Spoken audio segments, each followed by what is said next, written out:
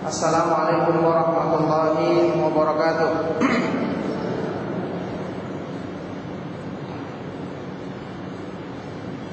Innal hamdalillah nahmaduhu wa nasta'inuhu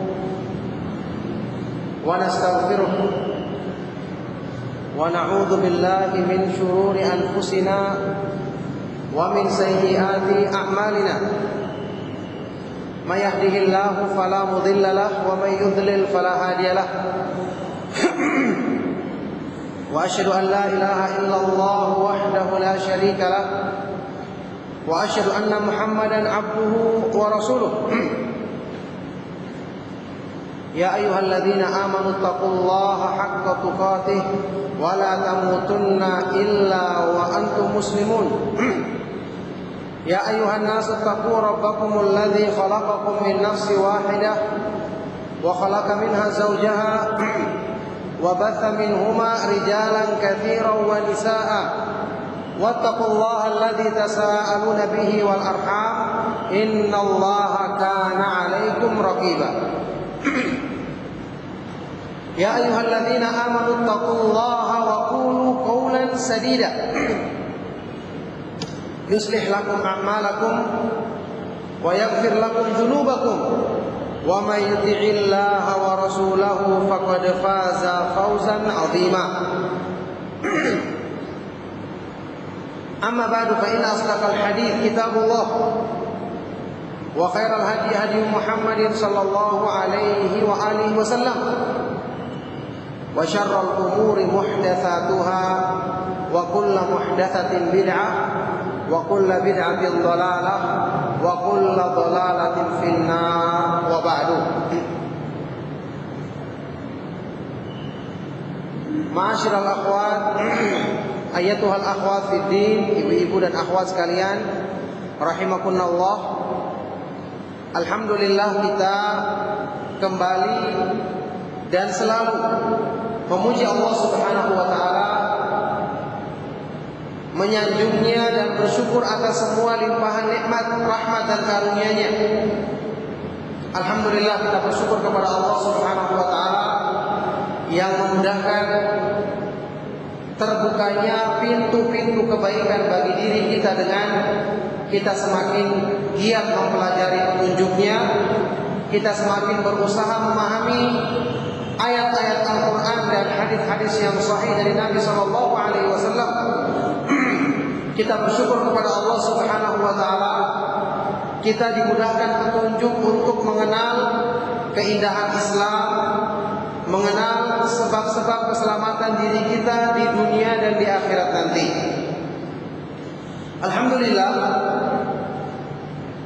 akhwat sekalian rahimakumullah, dalam kajian kita di pagi hari atau siang hari ini kita akan mengambil tema tentang salah satu nama Allah Subhanahu wa taala yang maha indah, yang sungguh sangat kita butuhkan untuk kita kenal kandungannya yang mulia, karena ini merupakan sebab agar kebutuhan manusia yang terbesar dalam hidupnya, yaitu kebutuhan untuk mengenal petunjuk Allah, kebutuhan untuk bisa merasakan manisnya iman, kebutuhan untuk bisa mengenal sisi-sisi keindahan Islam yang itu adalah taufik dari Allah ke dalam hati manusia. Kita mengetahui sebab untuk mendapatkannya dengan kita mengenal nama Allah Subhanahu wa taala yang sangat mulia ini, yaitu Al-Fattah. Al-Fattah, Maha Pembuka pintu-pintu kebaikan.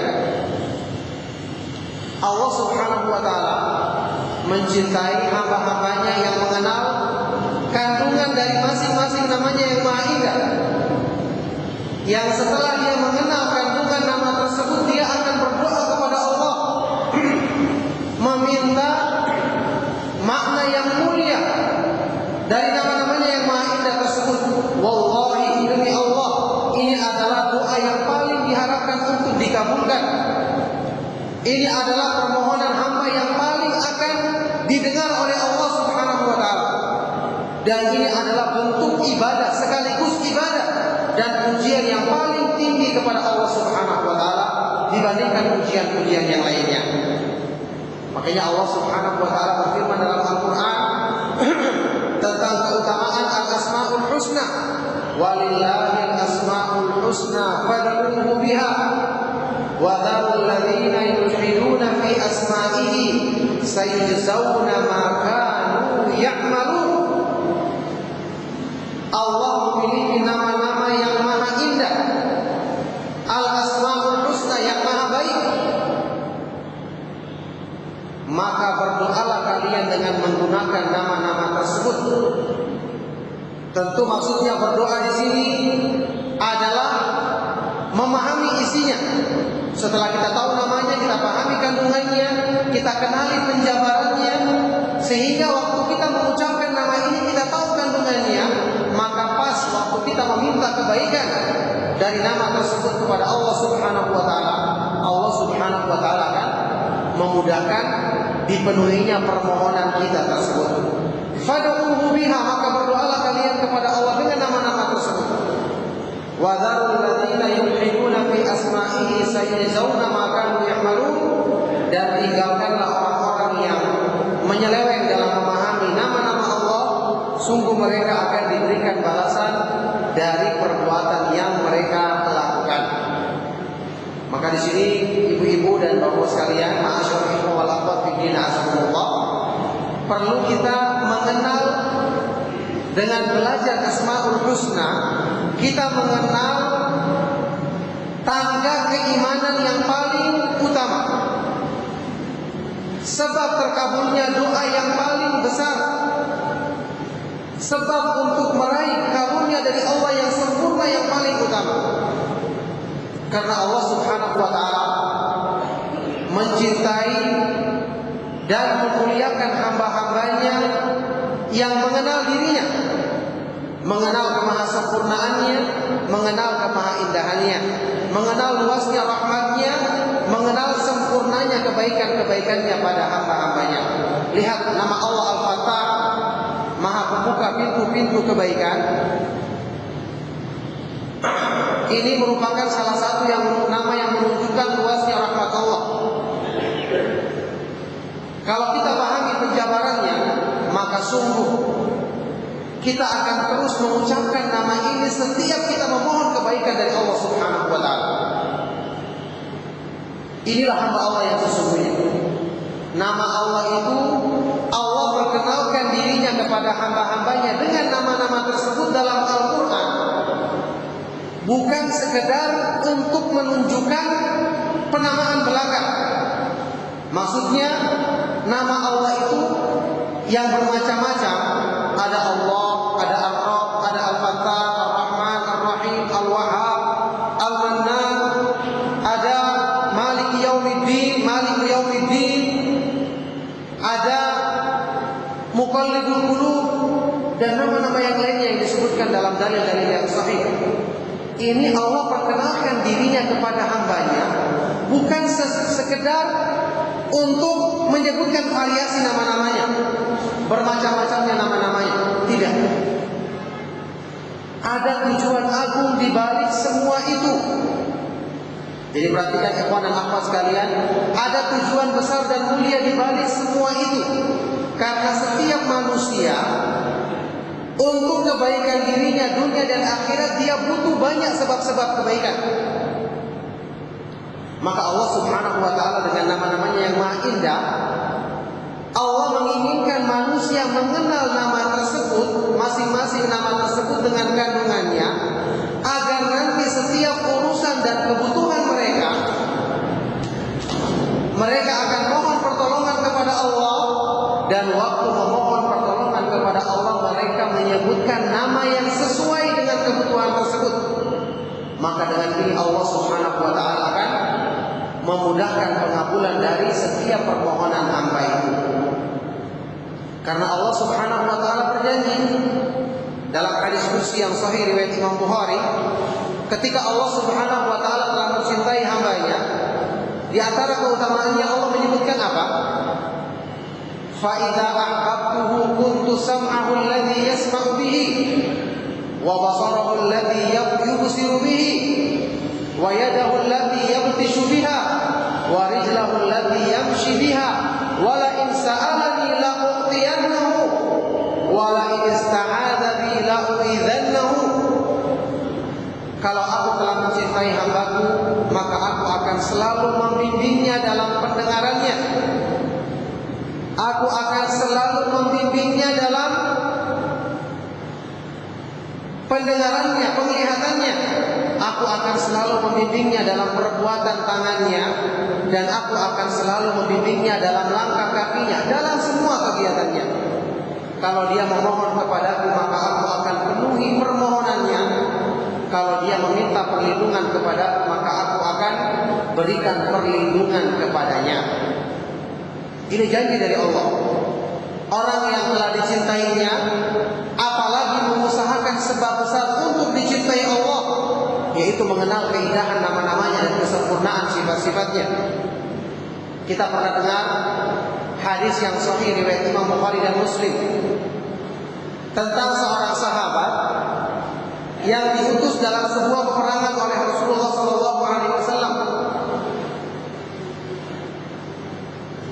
Kemudian sahabat ini ketika memimpin sholat, selalu setelah membaca surat Al-Fatihah, membaca surat, selalu ditambah lagi dengan surat Al-Ikhlas. Setiap selesai membaca surat, mesti ditambah lagi dengan membaca Qul Huwallahu Ahad.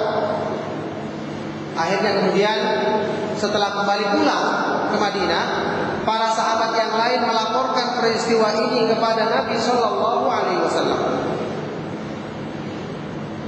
Rasulullah Shallallahu Alaihi Wasallam bersabda apa? Rasulullah Shallallahu Alaihi Wasallam bersabda, "Saluhu li ayyi syai'in yasna'u dzalik." Tanyakan kepada sahabat ini, apa sebabnya dia berbuat seperti itu? Kenapa terus-terus dia mengulangi bacaan surat Al-Ikhlas? Maka dijawab oleh sahabat yang mulia ini dengan mengatakan, li'annaha sifatur rahman wa ana uhibbu an aqra'a biha. Karena surat ini mengandung penjelasan tentang sifat-sifat Allah, sifat-sifat Allah yang Maha Murah Ar-Rahman, dan aku mencintai membaca kandungan sifat-sifat Allah yang terdapat dalam surat ini. Dijawab oleh Rasulullah SAW pada waktu itu setelah disampaikan alasan ini kepada beliau, akhbiruhu annallaha yuhibbuh. Sampaikan kepadanya bahwasanya Allah Subhanahu wa taala mencintainya. Mengenal keindahan nama-nama Allah itu akan membukakan hati kita untuk mengenal keindahan yang sesungguhnya, menjadikan hati kita mendapatkan kecintaan yang sejati. Makanya orang yang mencintai Allah Subhanahu wa taala karena mengenal keindahan nama-namanya, kesempurnaan sifat-sifatnya, Allah berikan padanya balasan sesuai dengan perbuatannya. Allah pun mencintainya. Karena ingat, nama-nama Allah itu bukan sekedar nama, tapi a'lamun wa awsafun, nama-nama atau identitas yang sekaligus menunjukkan sifat-sifat kesempurnaan. Oleh karena itu, orang yang memahami kandungan nama Allah, penjabarannya, apalagi dia berdoa kepada Allah dengan permintaan yang dia sesuaikan dengan nama Allah yang disebutnya dalam doanya, berarti sungguh dia telah menyampaikan pujian yang tinggi kepada Allah Subhanahu wa taala. Demi Allah, ini lebih dibandingkan pujian-pujian yang lainnya. Lebih tinggi dibandingkan pujian-pujian yang lainnya. Kenapa? Karena nama-nama Allah itu disebut sebagai apa? Al-Asma'u Al-Husna. Kalau ibu-ibu masih ingat, saya pernah jelaskan dulu apa artinya Al-Husna. Masih ingat ibu-ibu? Apa-apa yang hadir? Jawabannya apa? Lupa hari ini, kemarin tidak ingat. Terus kapan diingat? Apa artinya al-husna? Ada yang bilang al-husna itu Ustaz nama tetangga saya. Tetangganya namanya anaknya al-husna. Baik, secara bahasa apa artinya al-husna? Al-husna itu diambil dari kata-kata hasan atau hasanah atau al-husnu. Cuma dia bentuknya itu mubalaghah, untuk menunjukkan sesuatu yang puncak atau berlebihan. Apa artinya al-husna? Al-husna itu adalah artinya, saya ulang kembali ibu ya, dicatat. Jadi kalau kita ditanya apa artinya asmaul husna, ya kita jawab. Jangan cuma bilang pokoknya ada artinya. Apa artinya? Ya pokoknya ada. Yang tahu ustadznya. Ya, jadi ilmunya harus dicatat dan diingat ibu-ibu ya. Al-asmaul husna, kalau asma itu bentuk jamak atau majemuk dari al-ismu. Ismu artinya satu nama. Kalau al-asma berarti banyak nama atau nama-nama. Nama-nama. Al-husna itu sifat. Al-husna sifat yang kita artikan dalam bahasa kita secara bebas, maha indah, maha baik, maha bagus. Kalau disebutkan oleh Syekh Utsaimin rahimahullah taala, artinya adalah balighatun fil husni ghayataha, mencapai puncak dalam kemahaindahannya. Jadi ingat ibu-ibu, nama Allah itu bukan cuma indah, bukan cuma bagus ya, tapi maha bagus dan maha indah, mencapai puncak dalam kemahaindahannya. Makanya tidak boleh kita memikir-mikirkan sendiri nama Allah dengan pikiran kita yang terbatas. Ini sudah pernah kita bahas. Diharamkan hukumnya dalam agama, termasuk penyeleweng dalam memahami nama-nama Allah. Dan ini adalah bentuk penyelewengan yang paling besar dosanya. Na'udzubillah min dzalik. Jadi karena nama Allah itu adalah maha indah, bahkan mencapai puncak dalam kemahaindahannya. Artinya apa ibu? Kalau kita sebut, kita ucapkan dalam doa kita minta kepada Allah nama yang sesuai dengan permintaan kita, berarti di situ bukan cuma doa yang kita ucapkan ibu-ibu, sekaligus pujian yang tinggi kepada Allah Subhanahu wa taala. Makanya beruntung orang yang mengenal nama Allah kemudian dia rajin berdoa kepada Allah dengan nama-namanya yang maha indah. Bahkan Rasulullah sallallahu alaihi wasallam pernah berdoa dengan semua nama-nama Allah. Allahumma inni as'aluka bi kulli ismin huwa lak. Dalam hadis yang sahih riwayat Imam Ahmad, Rasulullah sallallahu alaihi wasallam pernah berdoa, "Ya Allah, aku berdoa memohon kepadamu dengan semua nama yang kamu miliki."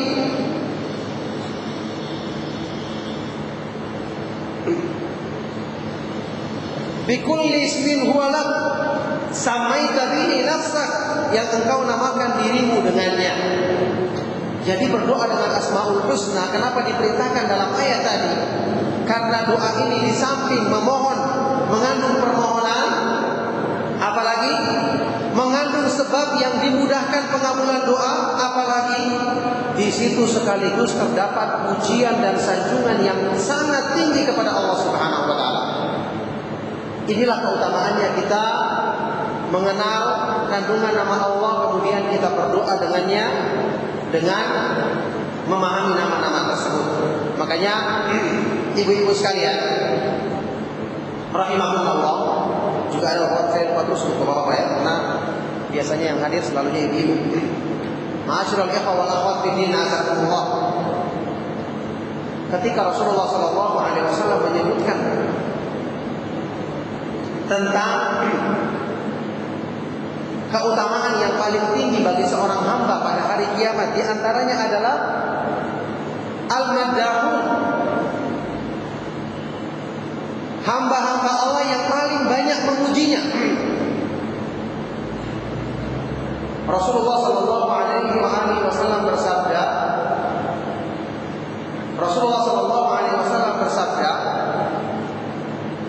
Inna khaira ibadillahi yawmal qiyamati al-madda'un.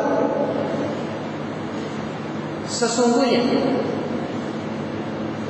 sebaik-baik hamba Allah Subhanahu wa ta'ala pada hari kiamat adalah orang-orang yang selalu memuji Allah Subhanahu wa ta'ala. Sekarang pertanyaannya, kenapa kita memuji Allah? Taruhlah dalam urusan kita, dalam kehidupan kita, apa sebab atau motivasi kita memuji seorang? Misalnya kita berbincang-bincang tentang satu masalah, kita ingat lagi teman kita puji dia. Wah, ada teman saya si fulan, orangnya begini. Masya Allah dalam masalah ini dia sangat semangat. Masya Allah dalam masalah ini dia sangat selalu terdepan. Apa sebabnya kita memuji seorang? Karena kita mengenal sifat-sifat baik yang ada pada dirinya. Itu menjadi motivasi kita spontan selalu memujinya, tanpa direncanakan sebelumnya. Ini manusia, sifat baiknya terbatas. Bagaimana kalau zat yang sifat mulianya, sifat baiknya tidak terbatas, maha sempurna? Kalau kita kenal, kita masukkan keyakinan dalam diri kita tentang kesempurnaan sifat-sifatnya, maka niscaya setiap saat kita akan memuji nama Allah Subhanahu wa ta'ala. Kita akan memuji nama Allah Subhanahu wa ta'ala. Waktu kita senang, kita akan puji Allah, karena kita ingat kesenangan itu adalah pemberian dari Allah. Kita mengerjakan kebaikan, kita memuji Allah, karena kebaikan itu adalah taufik dari Allah, bukan karena kemampuan diri kita sendiri. Sampai pun sewaktu kita menghadapi musibah, kita akan memuji Allah. Bagaimana ucapannya Aisyah radhiyallahu taala anha dalam sebuah hadis yang hasan riwayat Abu Daud. Kana Rasulullah sallallahu alaihi wasallam idza ra'a syai'an yuhibbuhu qala alhamdulillahilladzi bi ni'matihi tatimmu shalihat wa idza ra'a syai'an yakrahuhu qala alhamdulillahi ala kulli hal. Rasulullah sallallahu alaihi wasallam kalau melihat sesuatu yang disenanginya, maka beliau akan memuji Allah dengan mengatakan, segala puji bagi Allah yang dengan kebaikannya sempurna, yang dengan nikmatnya sempurna kebaikan-kebaikan bagi manusia. Dan jika beliau melihat sesuatu yang tidak disukainya, beliau tetap memuji Allah dengan mengatakan, alhamdulillahi ala kulli hal. Segala puji bagi Allah dalam semua keadaan. Jadi ingat, orang yang bisa memuji Allah selalu dalam semua keadaan cuma orang yang mengenal keindahan nama-namanya, sempurnanya kebaikan-kebaikannya, sempurnanya sifat-sifatnya.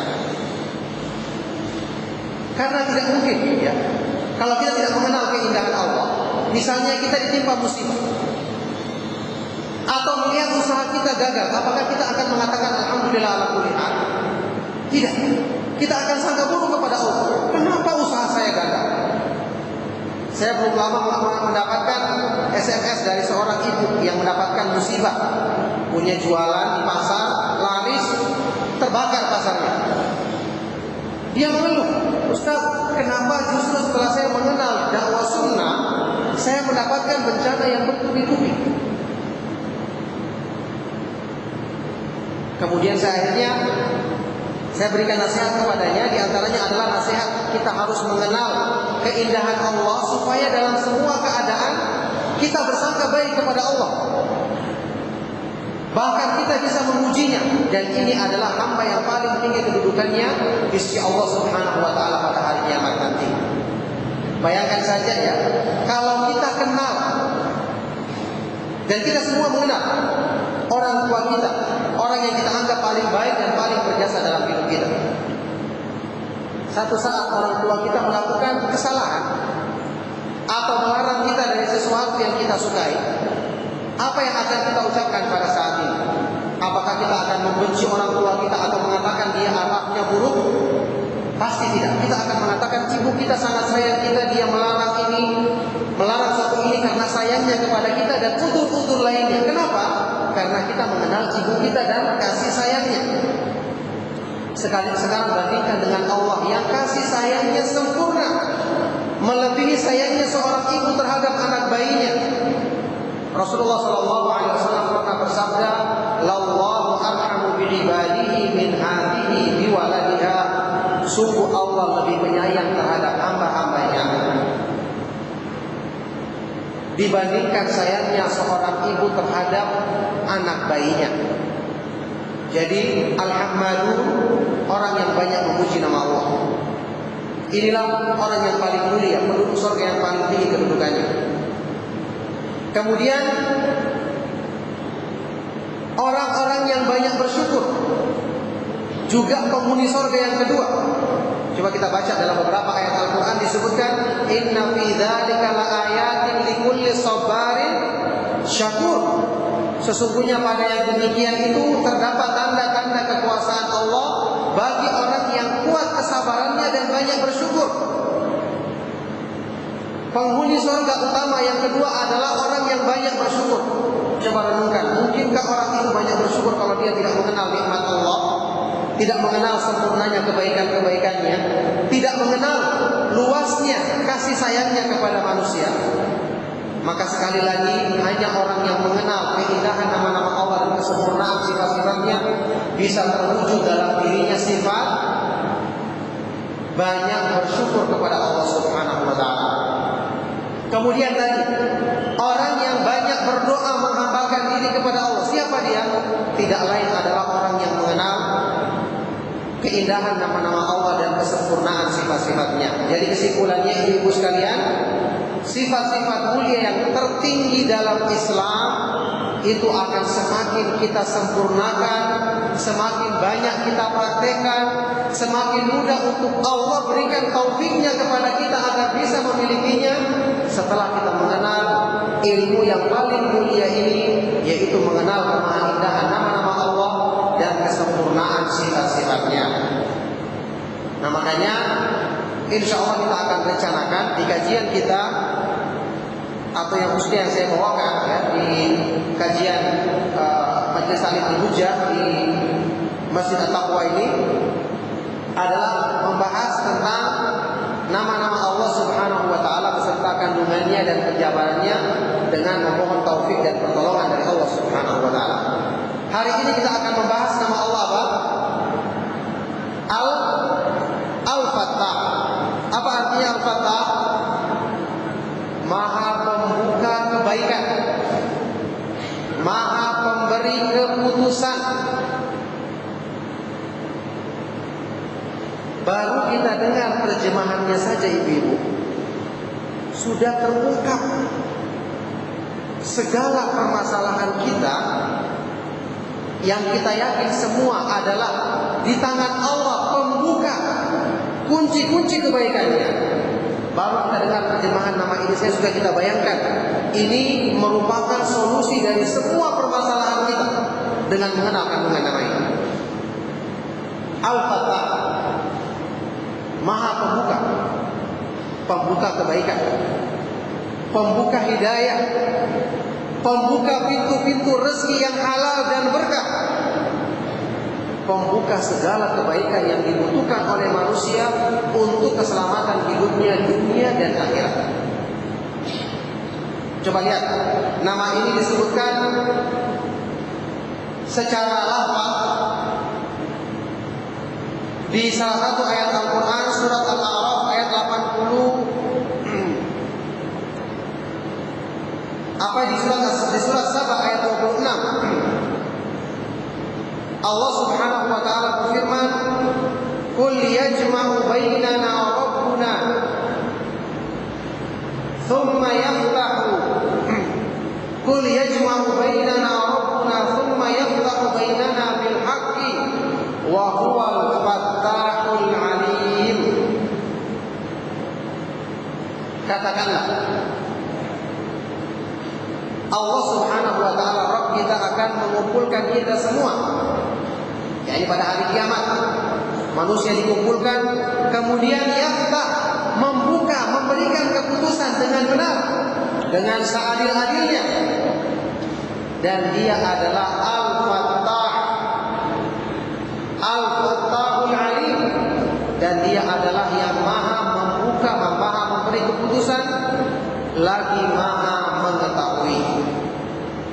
Jadi dengan jelas disebutkan bahwa Al-Fattah adalah salah satu dari nama-nama Allah Subhanahu wa taala yang maha indah. Sehingga para ulama Ahlus Sunnah menetapkan ini di antara nama-nama Allah Subhanahu wa taala yang disebutkan dalam Al-Qur'an. Seperti Imam Ibnu Qayyim, Ibnu Al-Athir, kemudian Syekh Abdul Rahman As-Sa'di, Ibnu Taimiyah dan ulama yang lain. Al-Fattah adalah di antara nama-nama Allah Subhanahu wa taala yang maha indah. Kemudian dalam ayat-ayat yang lain diisyaratkan tentang sifat Allah yang maha agung ini. Misalnya dalam surat Al-A'raf ayat 89. Wasi'a rabbuna kulla syai'in 'ilma 'ala Allahi tawakkalna rabbana ftah bainana wa baina qaumina bil haqqi wa anta khairul fatihin. Allah Subhanahu wa taala meliputi segala sesuatu dengan ilmunya, pengetahuannya. Maka hendaknya kita bertawakal kepada Allah semata-mata. Wahai Rabb kami, bukakanlah, berilah keputusan antara kami dengan kaum kami dengan benar, dan Engkau adalah yang maha membuka, memberi keputusan dengan sebaik-baiknya. Juga surat Fatir ayat yang kedua.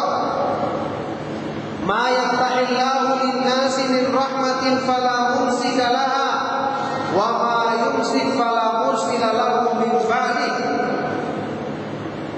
Apa saja rahmat yang Allah Subhanahu wa taala bukakan kepada manusia, maka tidak ada yang bisa menahannya. Sebaliknya jika dia telah menahan, menutup kebaikannya, maka tidak ada seorang pun yang bisa membukanya atau melepaskannya sesudah itu. Ini ayat-ayat yang mengisyaratkan kepada kita bahwa Al-Fathu, pembukaan pintu-pintu kebaikan, itu ada di tangan Allah Subhanahu wa taala semata-mata. Makanya ibu-ibu sekalian, beberapa kali dalam kajian saya selalu menekankan agama itu mudah dan indah. Petunjuk Allah dalam kebaikan itu dimudahkan kepada hamba-hambanya yang beriman. Karena Allah menjanjikan dan berfirman dalam Al-Quran,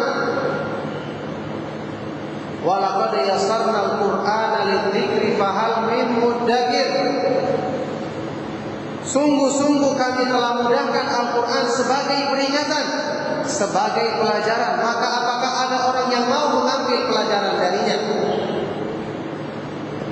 Allah berjanji Al-Quran dimudahkan, petunjuknya dimudahkan. Ini kenyataan, karena Allah yang menyatakan demikian.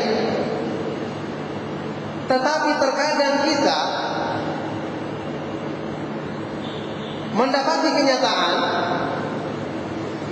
mengamalkan agama, berpegang teguh, istiqomah itu perkara yang berat kita lakukan, iya kan? Sampai-sampai ketika saya menyampaikan ceramah bahwasanya Allah itu memudahkan segala kebaikan, bahkan di antara nama Allah adalah yang kita ketahui dan nanti insya Allah kita akan bahas juga mudah-mudahan, Al-Wadud, Maha mencintai hamba-hambanya yang beriman. Termasuk konsekuensi nama ini berarti dia memudahkan bagi hambanya sebab-sebab untuk meraih kecintaan Allah. Ada yang bertanya, Ustaz, apakah ini tidak bertentangan dengan ayat-ayat lain yang menyebutkan atau mengisyaratkan bahwa agama itu berat diterima oleh nafsu manusia? Dan terbukti saat ini kita kalau disuruh melaksanakan ketaatan susahnya luar biasa. Ketika diajak misalnya untuk memakai pakaian yang syar'i, banyak macam-macam alasannya. Ya, sampai ada yang mengambil istilah ini ngeles.com katanya begitu. Kalau diajak untuk kebaikan-kebaikan sulit. Tapi kalau diajak untuk hal-hal yang sesuai dengan nafsunya, ajak makan, luar biasa. Makanya kalau pengajian-pengajian yang hadir banyak, tetapi kalau undangan makan apalagi berkumpul, yang hadir 2 kali lipat atau 3 kali lipat. Diajak untuk jalan-jalan ke mall belanja, ini mesti tepat waktu, bahkan lebih dari cepat dari waktu yang ditentukan. Ini kenyataan. Ini masalah Ustaz, kenapa seperti ini? Maka jawabannya tidak ada pertentangan. Kita yakin janji Allah itu benar.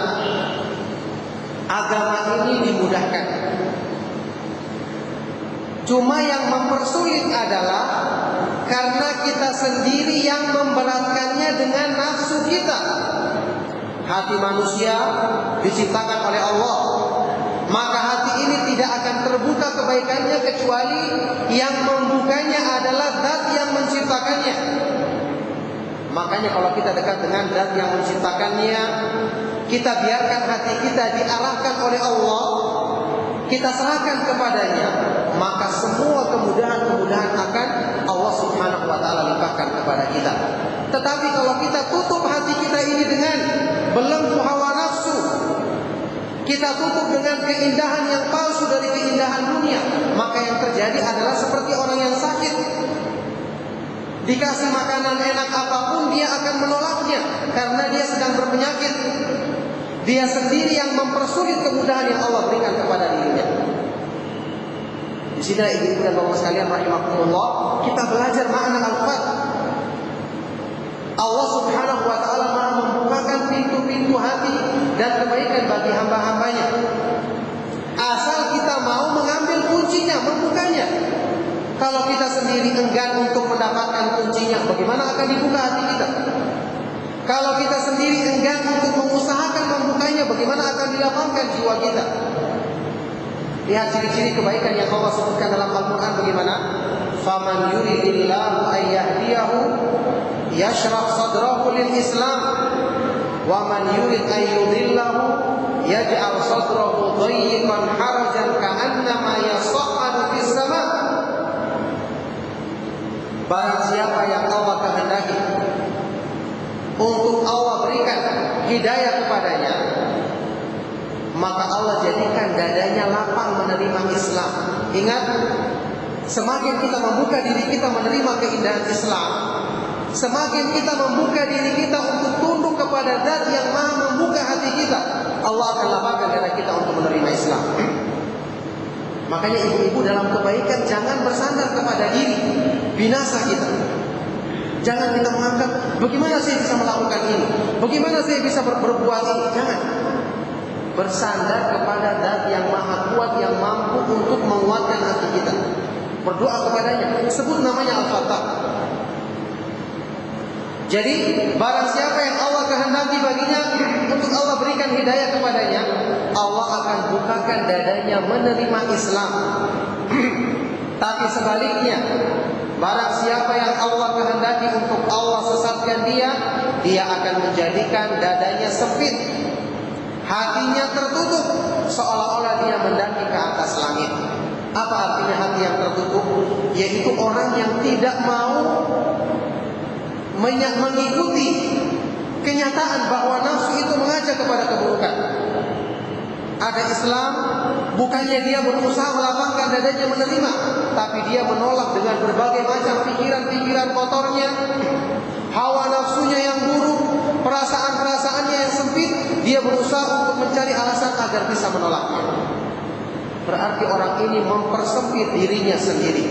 Rahmatnya Allah demikian luas, ingin dibukakan kepadanya, dia sendiri yang tidak mau menyambut dan membuka dirinya untuk menerima rahmat Allah. Orang yang seperti ini bagaimana keadaannya kira-kira? Orang yang celaka. Dia sendiri yang mempersulit dirinya. Makanya kita kenal Al-Fattah, Maha pembuka pintu-pintu kebaikan. Dada kita, hati kita, hidayah dalam jiwa kita itu dibukakan dengan petunjuk Allah Subhanahu wa taala. Jadi kita kenal, inilah ayat-ayat yang menyebutkan tentang kandungan dari atau makna daripada nama Allah Subhanahu wa taala Al-Fattah. Al-Fattah diambil dari bahasa Arab, yaitu Al-Fath. Al-Fath itu secara arti asalnya adalah membuka, lawan dari menutup. Kemudian setelah itu dalam perkembangan bahasa Arab, dari asal makna ini dijabarkan atau diperluas maknanya, sehingga untuk misalnya kemenangan dikatakan juga Al-Fath. Seperti makna surat Al-Fath, Inna fatahna laka fathan mubina. Sesungguhnya kami telah memberikan kemenangan yang nyata bagimu, wahai Rasulullah SAW. Apa yang dimaksud dengan kemenangan di sini? Ada yang mengatakan Fathul Makkah, penaklukan kota Makkah. Ini kemenangan tauhid. Kemenangan tauhid di atas kesyirikan, kemenangan iman di atas kekufuran. Ada juga yang mengatakan kemenangan maksudnya di sini bukan Fathul Makkah, tapi peristiwa sebelumnya, yaitu perjanjian Hudaybiyah. Ala kulli hal, maka yang jelas di sini Al-Fath, setelah kita pahami secara asal maknanya adalah membuka, kemudian dalam bentuk penjabarannya Al-Fath itu diartikan kemenangan, kemudian menghukumi, kesuksesan. Karena ini semua kembali kepada makna asal, yaitu membuka, lawan dari menutup. Makanya sebagian dari para ulama ada yang mengartikan makna nama Allah Al-Fattah sebagai pembuka pintu-pintu rezeki yang berkah, pembuka rahmat bagi hamba-hambanya, pembuka segala kebaikan, taufik bagi mereka untuk melakukan kebaikan. Juga ada yang mengartikan yang maha memberikan hukum di antara hamba-hambanya. Di sini ibu dan bapak sekalian rahimakumullah, sering kita lupa, dan ini berapa kali saya ingatkan dalam kajian. Ada di antara orang yang mungkin berpikir, Ustaz, buat apa saya berdoa lagi dengan menyebut nama Allah Al-Fattah atau Ar-Razzaq, Maha Pemberi rezeki, padahal alhamdulillah saya memiliki kekayaan yang cukup, bahkan berlimpah.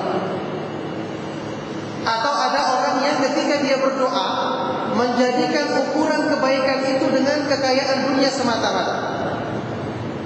Kita akan katakan kepadanya, kita berdoa kepada Allah itu bukan cuma sekedar meminta bendanya secara kasat mata, tapi kita meminta kebaikan yang ada di balik semua itu. Makanya kalau kita tidak meminta dengan nama Allah, mungkin kita akan diberi, karena Allah bisa jadi memberi manusia sesuai dengan permintaannya. Ada orang yang mengatakan, ya Allah, saya tidak punya rumah, selama ini saya kontrak terus, saya mohon diberikan rumah. Diberikan rumah baginya, Allah berikan dia rumah.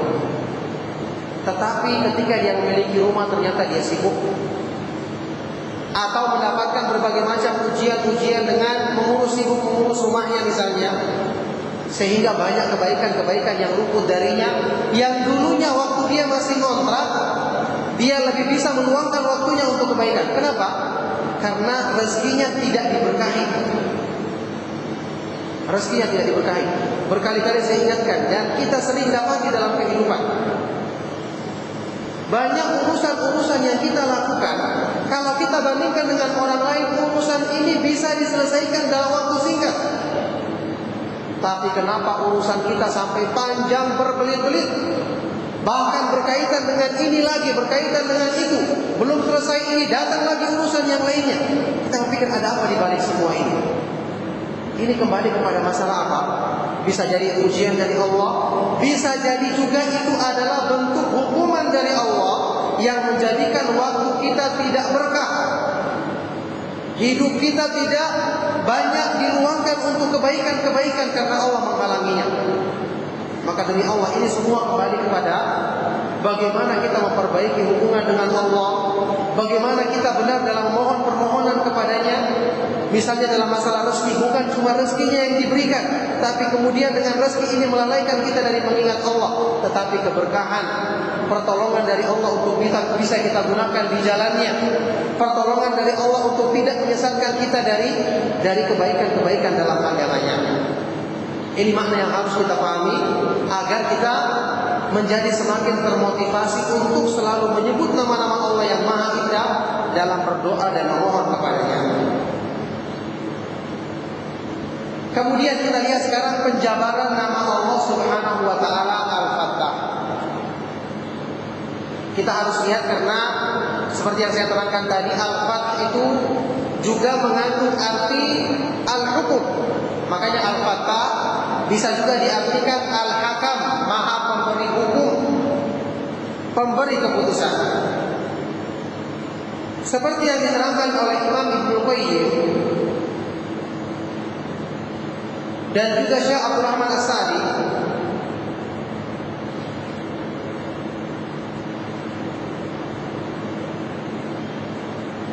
bahwasanya nama Allah Subhanahu wa taala Al-Fattah bisa juga diartikan Al-Hakam, maha pemberi hukum. Maha pemberi hukum yang ini meliputi dua perkara. Hukum di dunia dengan agamanya, kemudian hukum di akhirat dengan memberikan balasan pahala kenikmatan surga bagi orang yang taat dan balasan azab neraka naudzubillahi min dzalik bagi orang yang berbuat maksiat. Inilah makna dari yang makna atau penjabaran lain dari makna Al-Fattah. Makanya dengan mengimani nama ini, kita harus meyakini bahwa dalam hal menentukan hukum di dunia, Allah Subhanahu wa taala dialah yang paling berhak, atau dialah yang berhak satu-satunya. Bahkan dialah yang paling mengetahui tentang hukum yang paling sesuai dengan keadaan manusia. Sekali lagi, ibu-ibu dan bapak sekalian rahimahumullah, belajar tentang sifat Allah akan membuat kita semakin kuat berpegang teguh dengan hukumnya. Kenapa? Allah dialah yang maha pemberi hukum. Wajar, karena dia yang paling tahu keadaan manusia. Dia yang paling mengetahui kemaslahatan bagi manusia. Dia yang sempurna rahmat dan kebaikannya. Coba kita bandingkan, seandainya kita renungkan keadaan manusia ketika mereka membuat peraturan misalnya. Kira-kira peraturan yang dibuat manusia ini keluar berdasarkan pertimbangan apa? Mungkin menurut mereka, oh ini ada kebaikannya, maslahat. Bikinlah peraturan. Menurut pandangan dia ini adalah bijaksana kalau kita membuat seperti ini. Dibuatlah peraturan. Atau dengan pengalaman dia dibuat peraturan. Semua dia tentukan berdasarkan ilmu yang ada pada dirinya. Padahal kita tahu manusia itu kebijaksanaannya terbatas, ilmunya terbatas, pengetahuannya terbatas, kebaikan-kebaikan dan sifat rahmatnya terbatas. Makanya banyak kita dapati hukum-hukum yang dibuat manusia hanya untuk melindungi sebagian orang dan menzalimi yang lainnya. Karena manusia terbatas kemampuannya. Coba kita perhatikan, Allah Subhanahu wa taala maha sempurna dalam segalanya. Ilmunya sempurna, rahmatnya sempurna, kebaikannya sempurna, keindahannya sempurna. Ketika dia menentukan hukum, maka itu mesti yang terbaik.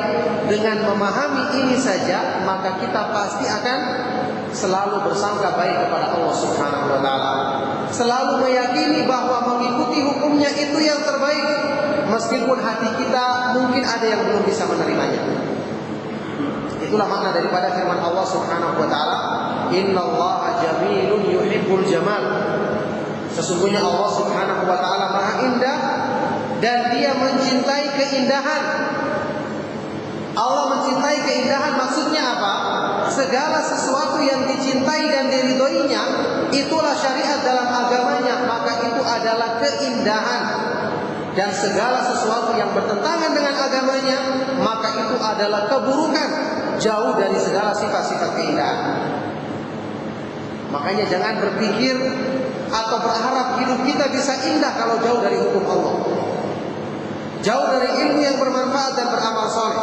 Mesti hidup kita akan dijauhkan dari segala keindahan, banyak kerusakan-kerusakan, karena kita jauh dari petunjuknya Zat yang Maha Indah. Inilah tentang makna lain dari nama Allah Subhanahu wa taala Al-Fattah. Oleh karena itu, di sini kemudian makna hukum yang kedua yaitu hukum balasan di akhirat.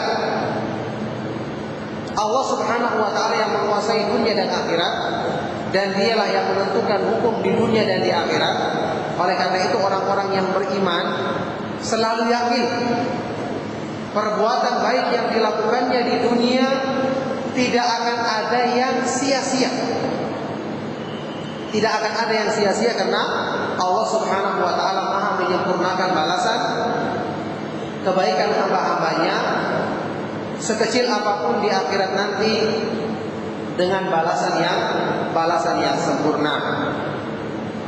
Kemudian juga ibu-ibu sekalian, biar saya juga membahas tentang makna nama ini lebih lanjut. Syekh Abdul Rahman As-Sa'di menjelaskan dengan lebih terperinci tentang makna Al-Fattah. Al-Fattah itu ada dua kandungan pengertiannya.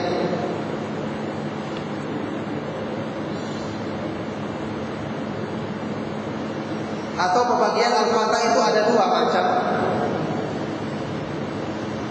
Seperti yang diterangkan oleh Ibnu Qayyim, kemudian Syekh Abdul Rahman As-Sa'di maupun para ulama yang lainnya. Karena ini waktu juga maka saya harus meringkasnya. Yang pertama,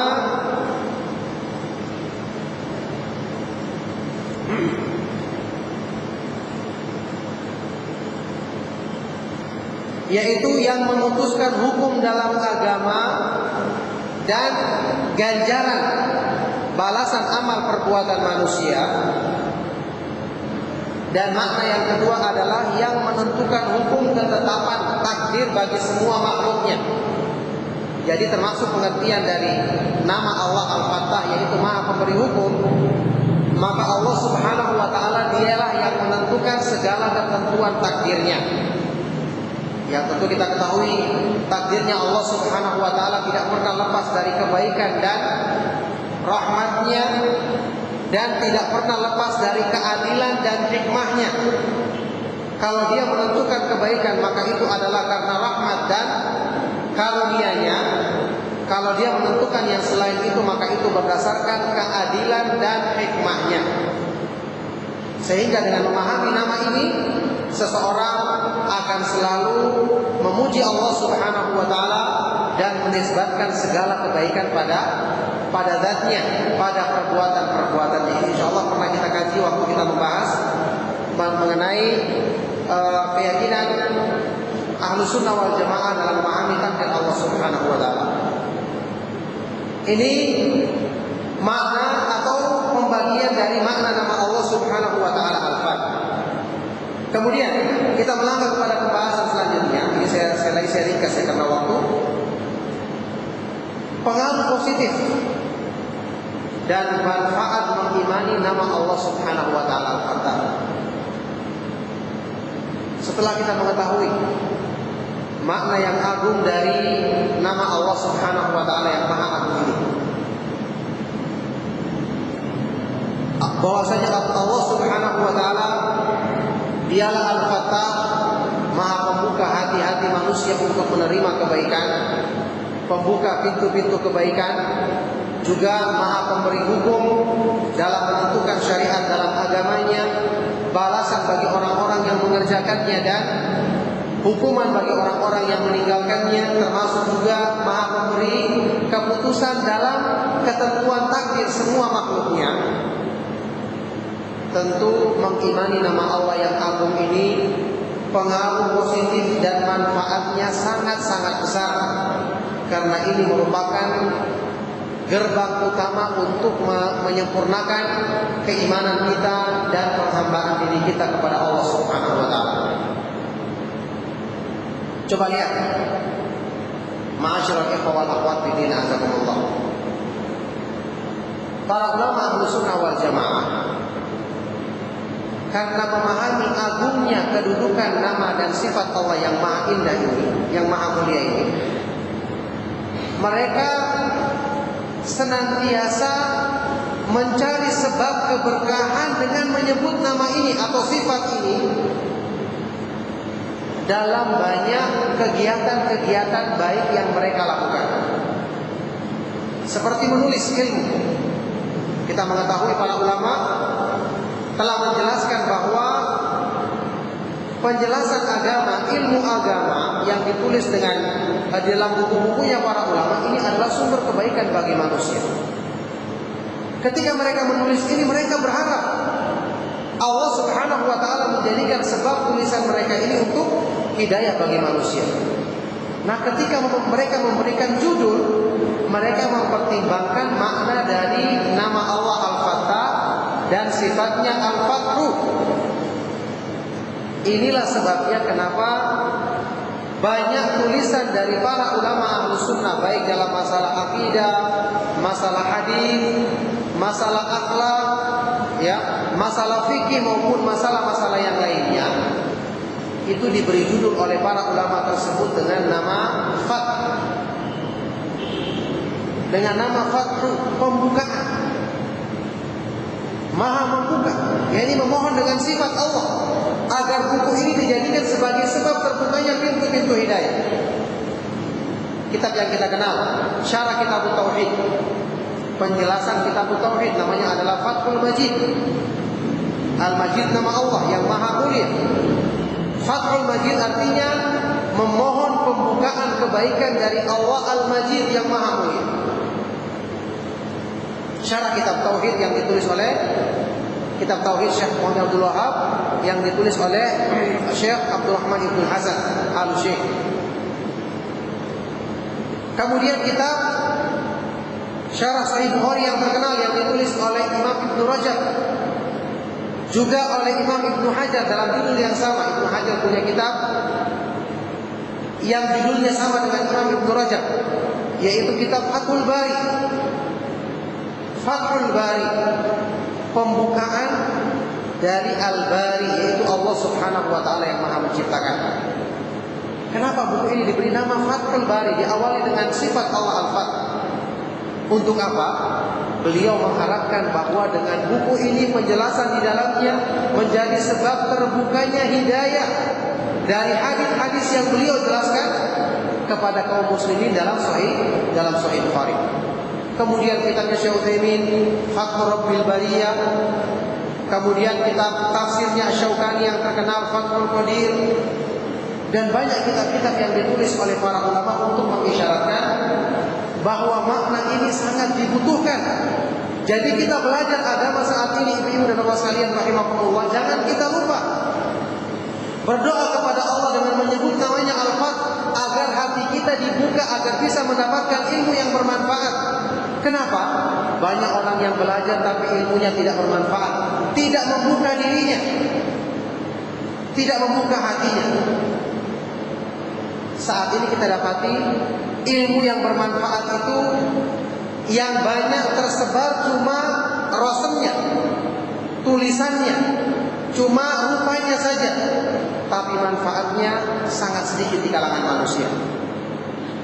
Banyak yang belajar, tetapi yang semangat mencintai ilmu, mau merubah dirinya dengan mengikuti petunjuk ilmu, mau memperbaiki dirinya setelah menuntut ilmu, harusnya kecintaannya terhadap dunia kurang, mengikuti hawa nafsu semakin kecil dalam dirinya, tapi ternyata setelah dia belajar tidak mendapatkan al-fath dari Allah, tidak dibuka hatinya. Akhirnya dia menjadikan agama justru untuk memuaskan keinginan dirinya. Akhirnya justru pikiran-pikirannya yang tadi masih dibawanya dari masa jahiliyahnya tetap menggelayuti dalam dirinya, sehingga banyak agama yang direkayasanya. Na'udzubillah min dzalik. Ini kenyataan yang terjadi. Disebabkan apa? Kita kurang berdoa meminta kepada Allah Al-Fath, dibukanya hati kita untuk bisa menerima agama, dan benar-benar agama itu menghukumi kita, bukan kita yang menghukumi agama.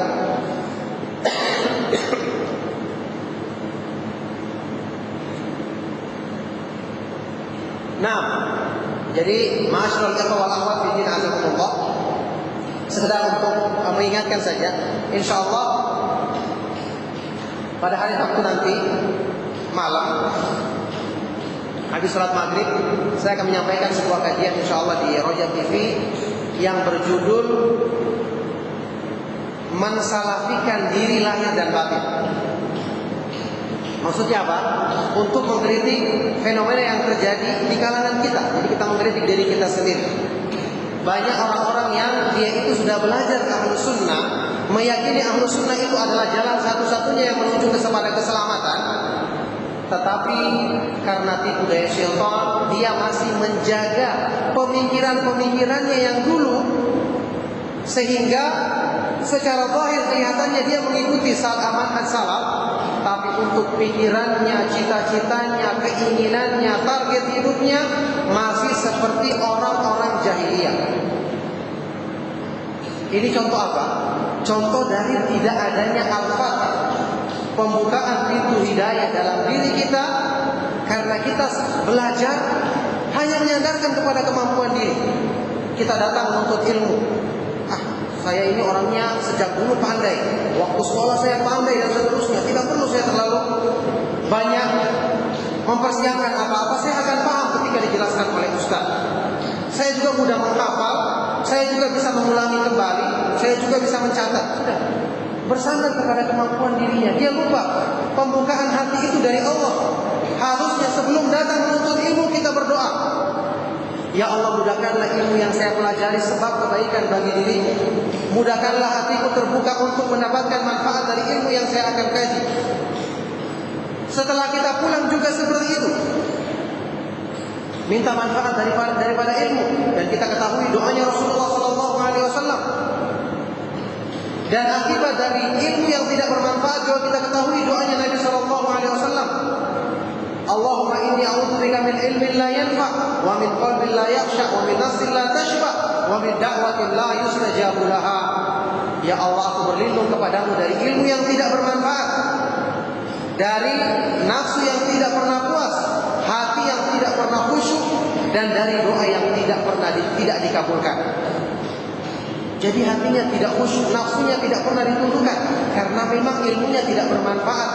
Tidak dibukakan pintu-pintu kebaikan padahal dia sudah mengetahui jalan kebaikan tersebut.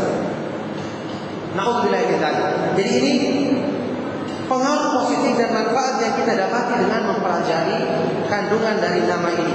Jadi keimanan yang benar terhadap nama Allah yang Maha Agung ini menjadikan kita selalu menghadapkan diri kepada Allah, berdoa dengan menggunakan menyebut namanya yang Maha Indah.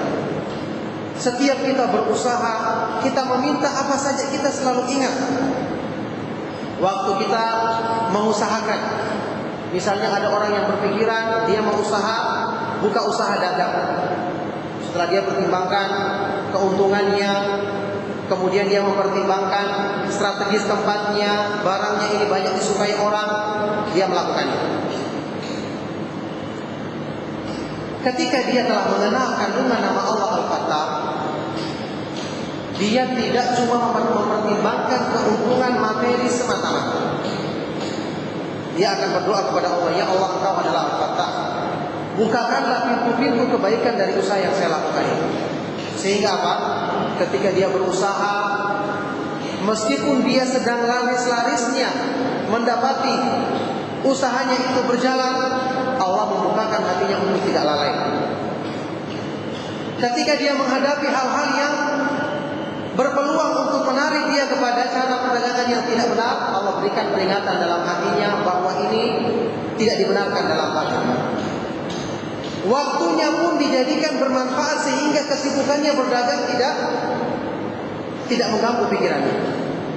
Subhanallah, ini semua taufik dari Allah. Saya katakan tadi, jangan bersandar kepada diri sendiri. Kadang-kadang orang berpikir seperti ini. Kalau kita semakin banyak kesibukan, kita akan sulit mengurus satu kebaikan yang lain.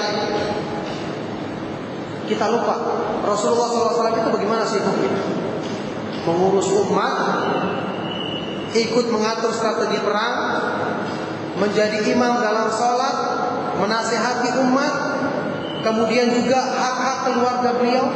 Kesibukannya luar biasa. Ini Rasulullah SAW.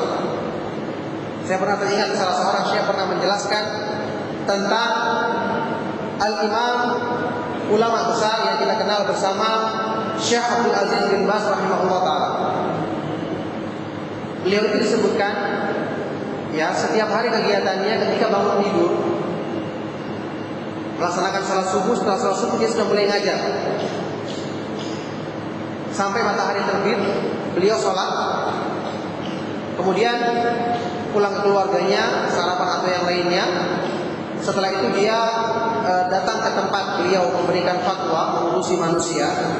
Dan kita ketahui bersama di antara sifat beliau yang dijadikan pujian oleh para ulama, bahwa beliau itu tidak pernah menolak permintaan dari siapapun. Orang yang bertanya mesti dijawab, orang yang meminta bantuan mesti diberikan. Sampai-sampai waktu beliau menjadi rektor di Jami'ah Islamiyah Madinah, disebut-sebut bahwasanya gaji beliau untuk berapa bulan itu habis, karena setiap orang yang datang minta bantuan mesti dikasih. Itu untuk bulan-bulan berikutnya. Kemudian sholat dan seterusnya, dia mengajar di sore hari.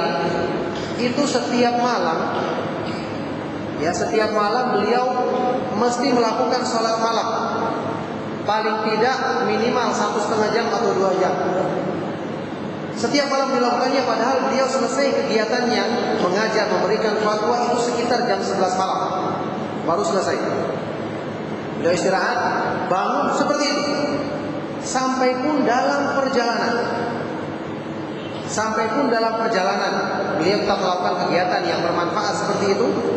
Maka orang yang seperti ini kesibukannya kapan dia harus murojaah. Ya, beliau karena buta, caranya mengulangi pelajaran itu ada khusus pembacanya yang membacakan padanya buku, kemudian dia dengar, dia langsung dipahami dan dihafal buku-buku tersebut. Disebutkan dalam biografi beliau pernah membaca syarah Sahih Muslim, kalau nggak salah ingat, yaitu syarah Sahih Muslim yang saat ini sekitar 9 jilid tebal. Itu sampai diulang-ulang mungkin sekitar lebih dari 30 kali dibacanya. Lebih dari 30 kali. Nah, orang seperti ini kira-kira waktunya bagaimana? Kesibukannya demikian banyak, tapi semuanya insya Allah bermanfaat. Jadi permasalahannya bukan kita bersandar, bagaimana saya harus kerjakan ini, sekian waktunya, saya juga harus begini, waktunya sekian, bukan. Tapi taufik dari Allah untuk bisa mengatur waktu kita. Saya pernah ingat dulu ada seorang ikhwan teman kita di Madinah, ketika dia diminta untuk mengurus teman-teman yang baru masuk untuk dibimbing. Kita sudah mengatakan, kita anjurkan agar dia mau. Dia beralasan, saya akan sulit belajar, saya sendiri harus mengulangi pelajaran, mengerjakan tugas, disuruh lagi membimbing, banyak tugas-tugasnya. Akhirnya dia konsultasi kepada seorang syekh. Maka syekh ini mengatakan, al-ibratu bit-taufiq. Yang menentukan dalam hal ini adalah taufik dari Allah, bukan pertimbangan kita dengan menghitung-hitung waktu. Saya belajar sekian jam, mengerjakan tugas dari kampus sekian jam, belum lagi kalau syekhnya yang beri tugas banyak. Kapan saya bisa membimbing mereka? Kapan saya bisa mengulangi pelajaran? Kapan saya bisa mengulangi hafalan Al-Quran? Kapan saya menghadiri majelis ilmu? Kalau kita hitung tidak akan cukup. Tetapi yang menjadi pertimbangan utama adalah taufik dari Allah. Taufik dari Allah Subhanahu wa taala. Mungkin kita pernah baca, ya, beberapa ulama itu disebutkan di masa hidup mereka menulis buku yang kalau dihitung umur mereka itu tidak cukup untuk bisa menghasilkan karya sebanyak itu. Dihitung dalam setiap hari mereka itu harusnya menulis ratusan lembar baru bisa cukup. Padahal buku-bukunya sangat banyak. Kapan ditulisnya? Waktu itu belum ada komputer, mereka masih pakai tulisan tangan. Berapa hari yang mampu kita tulis dalam sehari? Semua adalah keberkahan dari Allah, pembukaan dari Allah, taufik dari Allah untuk apa? Menjadikan manusia itu bisa melakukan hal-hal yang bermanfaat meskipun dengan waktu yang sedikit, karena Allah yang menjadikan kemudahan dalam segala sesuatu. Nah, ini sebabnya kita harus merenungkan makna ini. Kalau kita memohon kepada Allah dengan mengingat hal ini, urusan-urusan kita akan sangat-sangat dimudahkan dengan dirinya. Waktu kita mengerjakan pekerjaan di rumah, waktu kita usaha, waktu kita menghadiri pengajian, semua waktu kita akan bermanfaat. Maka inilah yang merupakan arti dari keberkahan hidup yang sesungguhnya. Kemudian jamaah sekalian rahimakumullah, ada nukilan dari Imam Al-Qurtubi yang sangat baik sekali ketika memahami atau menjelaskan tentang manfaat mengimani atau mengusahakan nama-nama apa ini, kandungan dari sifat Allah yang Maha Indah ini, yaitu Al-Fat. Al-Qurtubi dalam kitabnya Al-Asna fi Syarh Asma'il Husna mengatakan tentang sifat Allah Al-Fat ini, wa hadzal fathu wa syarru laisa lahu haddun. Pembukaan kebaikan dari Allah, wa syarr, kelapangan dada yang Allah berikan kepada manusia, ini tidak ada batasannya. Tidak ada batasannya. Allah bisa membukakan kebaikan yang sebanyak apapun jika Dia menghendaki kepada seorang hamba dengan usaha yang mungkin sedikit lebih dari hamba lain yang banyak melakukan usaha yang lebih dalam kebaikan. Jadi pembukaan dari Allah, kelapangan yang Allah berikan itu tidak ada batasannya. Wa qad akhadha kullu mu'minin minhu bihadzin, yang mana setiap orang-orang yang beriman telah mengambil bagian darinya. Yani setiap orang yang beriman dapatkan, tapi tidak semuanya mendapatkan dengan sempurna. Masing-masing orang yang beriman mendapatkan bagian darinya. Fafaza minhul anbiya'u bil qasamil a'la. Maka para nabi dan para rasul, orang-orang yang paling sempurna imannya, mereka mendapatkan bagian yang paling besar. Jadi ingat, kebaikan seseorang kalau semakin sempurna, imannya semakin baik, ketaatannya semakin sempurna, maka bagian dari pembukaan kebaikan yang Allah berikan, kelapangan dalam kebaikan yang Allah berikan padanya semakin besar pula. Jadi jangan kita heran waktu kita membaca biografinya sahabat, ketika mereka ingin berbuat baik, didukung sama istrinya, sama anaknya, sahabat lain mendukungnya, bahkan mencontohkan kebaikan. Wajar. Karena apa? Ketika Allah membukakan kebaikan bagi seseorang, dijadikan orang-orang di sekitarnya mendukung dalam kebaikan tersebut. Ini termasuk taufik yang Allah berikan kepada mereka. Lingkungannya pun dimudahkan, saling menasihati dalam kebaikan dimudahkan. Dan kita dapati orang-orang yang seperti ini, karena Allah berikan taufik kepadanya, maka orang-orang di sekitarnya benar-benar membantu dia dalam kebaikan tersebut. Makanya para nabi dan para rasul mendapatkan bagian yang terbesar. Tsumma min ba'dihimul awliya tsummal ulama. Setelah itu orang-orang yang dicintai oleh Allah, ya, kemudian para ulama, ya, orang-orang yang taat kepada Allah, orang-orang yang memahami agama dan mengamalkannya. Tsumma awamul mu'minin. Setelah itu orang-orang yang awam dari kaum mukminin.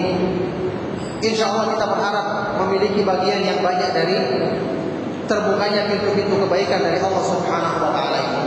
Wa yuqayyibillahu minhu siwal kafirin. Dan Allah Subhanahu wa taala tidak menjadikan terhalang untuk mendapatkan bagian ini kecuali kepada orang-orang kafir, orang-orang yang tidak beriman. Makanya di sini, ma'asyiral ikhwah wal akhwat fi din, azakumullah, sekali lagi kandungan dari memahami nama Allah yang Maha Indah dan sifatnya yang Maha Mulia ini itu sangat-sangat besar, membuat kita semakin termotivasi selalu menyebut nama ini dalam setiap usaha-usaha yang kita lakukan, agar pintu-pintu kebaikan dari Allah Subhanahu wa taala yang terkadang kita tidak sangka-sangka dari mana datangnya, memudahkan kita untuk selalu ini di atas kebaikan, dimudahkan oleh Allah Subhanahu wa taala untuk selalu dijadikan sebab yang akan semakin menyempurnakan keimanan kita dan ketakwaan kita kepada Allah Subhanahu wa taala. Ma'asyiral ikhwah wal akhwat fi din, azakumullah. Maka demikianlah kajian yang bisa saya sampaikan pada siang hari ini, semoga bermanfaat, tentang makna dari nama Allah Subhanahu wa taala Al-Fattah. Ada makalah yang sudah dibagikan, dan ibu-ibu, ikhwan sekalian, ikhwan wa akhwat fi din, azakumullah, ini perlu saya ingatkan ya, metode saya dalam menyampaikan kajian, meskipun ada makalah maka saya tidak membaca makalah. Bahkan sebagian besar kajian yang saya sampaikan tidak terdapat dalam makalah. Makanya kalau saya ngisi kajian ada yang melihat, dia nggak akan dapatkan. Atau kalaupun dia dapatkan satu atau sebagian kecil di antaranya. Karena saya membuat makalah, menurut saya ya, pembuatan makalah itu bukan untuk dibaca dalam kajian. Karena kalau kita harus baca makalah berarti buat apa kita menyampaikan kajian lagi? Tinggal baca saja. Jadi maksud saya itu saya berusaha untuk memberikan keterangan lain yang memperjelas makna yang terdapat dalam makalah. Jadi demikian, semoga bisa nanti diterapkan untuk kali lain ketika saya mengisi pengajian, maka demikianlah metodenya.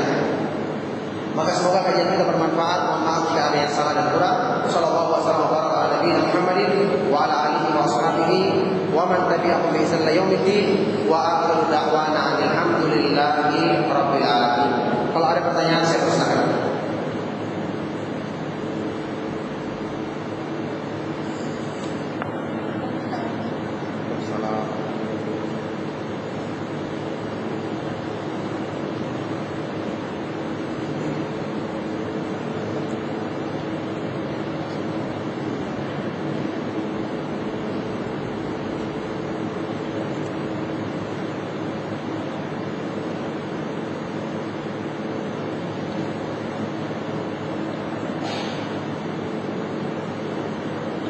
Ada pertanyaan, Ustaz, sesudah sholat sebelum berdoa anak menyebut asma Allah dengan ya Allah ya Ghaffar, ya Allah ya Fattah.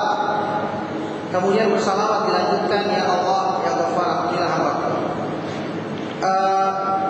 Pertanyaan dari akhwat ya ibu. Jadi ibu-ibu ya, setelah sholat itu ada zikir yang diajarkan oleh Nabi Muhammad SAW, itu yang terbaik untuk kita ucapkan. Karena petunjuknya Nabi SAW itu yang terbaik. Jadi setelah sholat kita baca, kita utamakan zikir-zikir dari Nabi SAW. Istighfar 3 kali, kemudian baca Allahumma antas salam dan seterusnya. Kemudian baca zikir yang 33 kali itu, kemudian dilengkapi dengan 100. Ini yang kita baca dan kita utamakan. Kita bisa membaca apa yang ditulis oleh para ustaz tentang zikir-zikir setelah sholat, atau terjemahan dari beberapa bukunya para ulama. Ini yang lebih utama untuk kita baca. Adapun kalau kita ingin bersalawat di waktu setelah sholat atau yang lainnya tidak mengapa, tetapi dengan cara yang sesuai dengan syariat. Jadi kita menyebut nama Allah Al-Ghaffar, kita sebutkan permintaan kita setelah itu. Ya Ghaffar, ampunilah dosaku.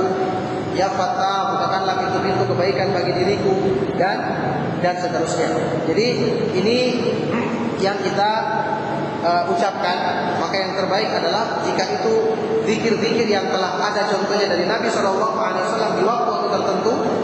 Yang lebih utama adalah kita menetapi zikir-zikir tersebut.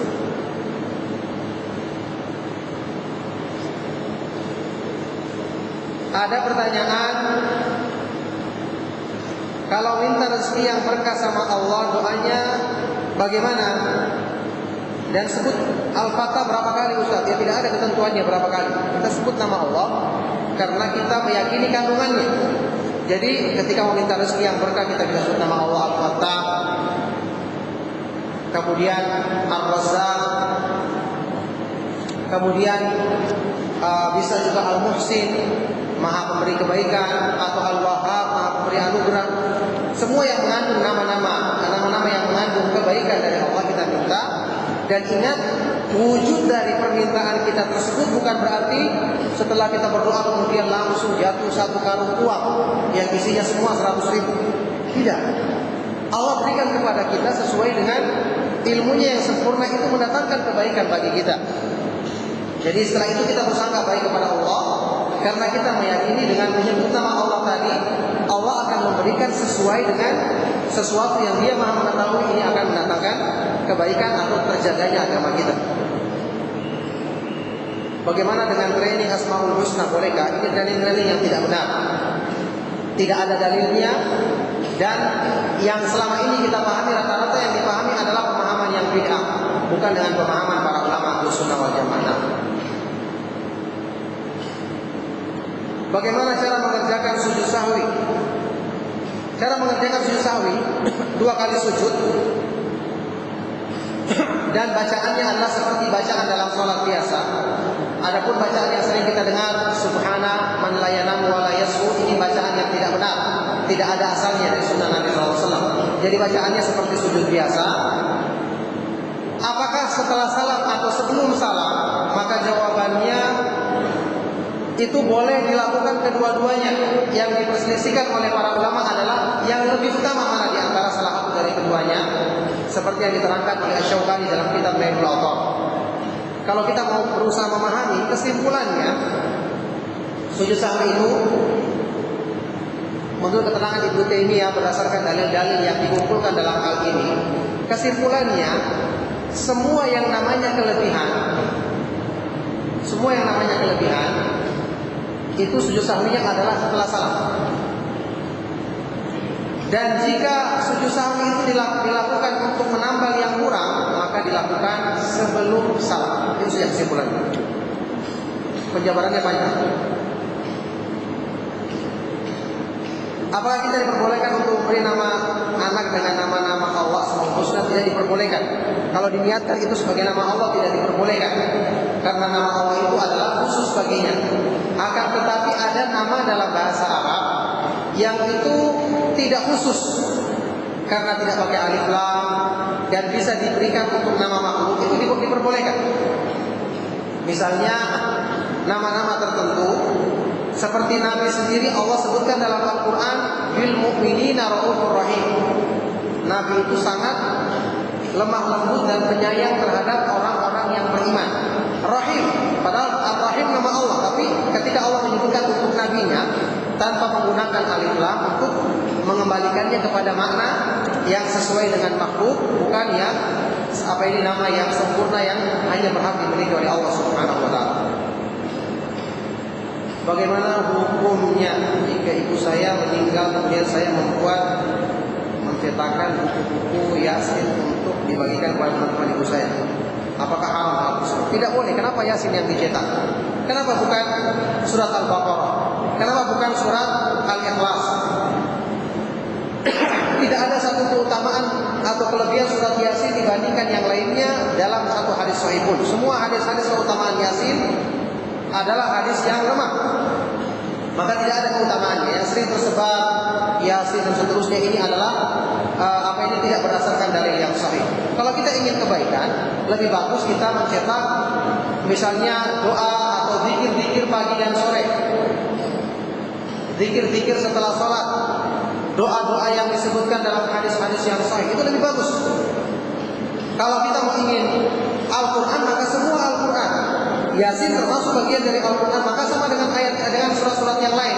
Kalau kita ingin misalnya membeli mushaf dibagikan atau diwakafkan, maka ini lebih bagus untuk semua Al-Quran, bukan cuma Yasin saja, karena ini merupakan keyakinan yang dilandaskan hadis yang lemah, dan banyak keyakinan ini berdasarkan kepada sesuatu yang bid'ah, tidak ada dalam sunnah Nabi SAW.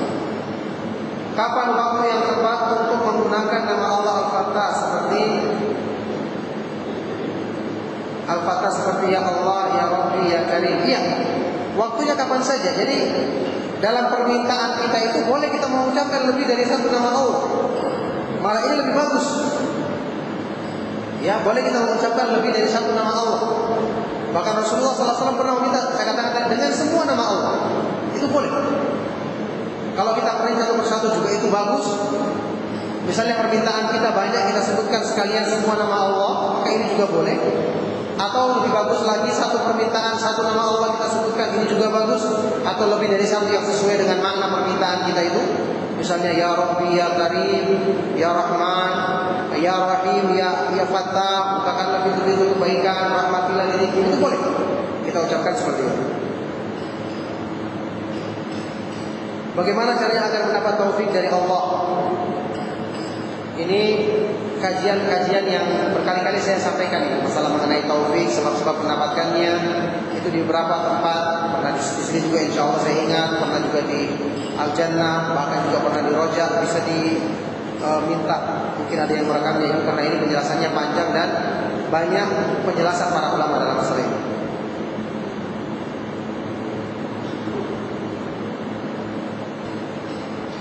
Ustaz, benarkah hadis jika kita menghafal Asmaul Husna agar agar masuk surga? Jawabannya hadisnya benar, tapi orang yang salah paham. Menghafal di sini bukan sekedar menghafal huruf-hurufnya, juga bukan menghafalnya dari Asmaul Husna yang disebutkan dalam hadis yang dhaif seperti yang banyak dicantumkan di sampul Al-Quran cetakan Indonesia itu lemah riwayatnya. Jadi maksudnya menghafal ihsa itu lafaznya kita ketahui, kandungannya kita pahami, dan kita amalkan konsekuensinya. Kita berdoa kepada Allah Subhanahu wa taala dengan kandungannya seperti yang saya terangkan tadi.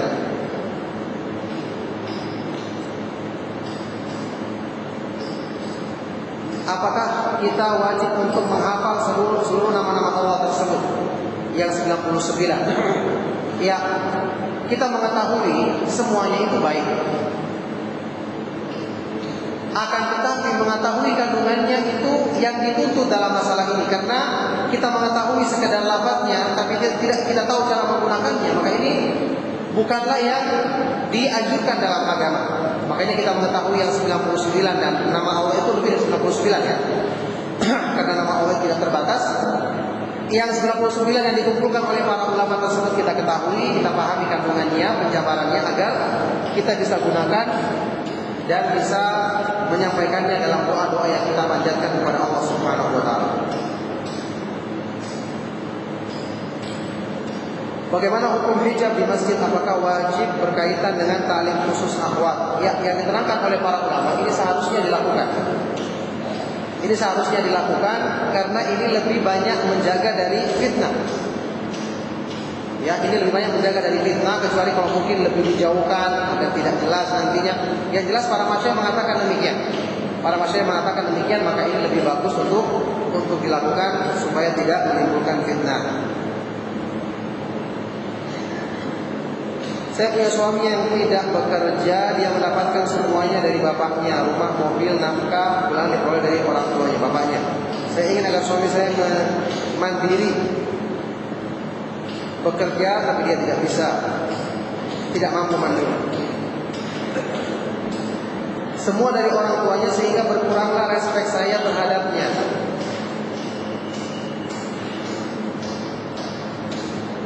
Kemudian bapak dari suami mertua saya melihat saya kurang respek pada suami saya sehingga menyuruh suami saya menceraikan saya. Apakah harus yang saya lakukan? Ya, kalau seandainya suami mungkin terbatas kemampuannya dalam mencari nafkah tapi bisa mencukupi karena orang tuanya membantu, maka ini tidak salah. Tidak salah selama tidak ada pelanggaran-pelanggaran agama yang mengancam agama kita. Harusnya kita tidak perlu melakukan hal-hal yang tidak benar tersebut. Jadi kenapa dia tidak respek pada suaminya padahal dipenuhi kebutuhan? Kecuali kalau akibat dari suaminya tidak bekerja atau kurang bekerja, kemudian dia lalai melakukan hal-hal yang buruk, melakukan hal-hal yang melanggar agama, baru dia marah.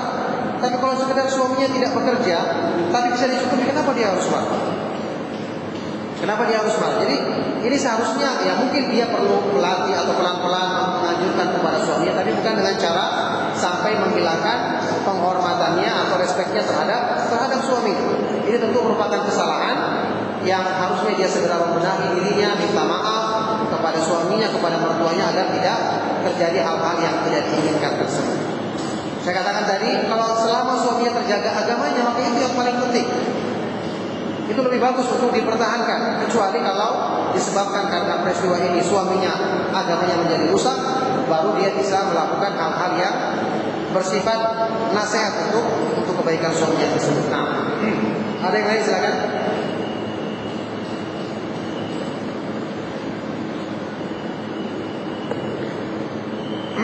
Ya, kalau memang sudah selesai, maka kita cukupkan jam 11 ya.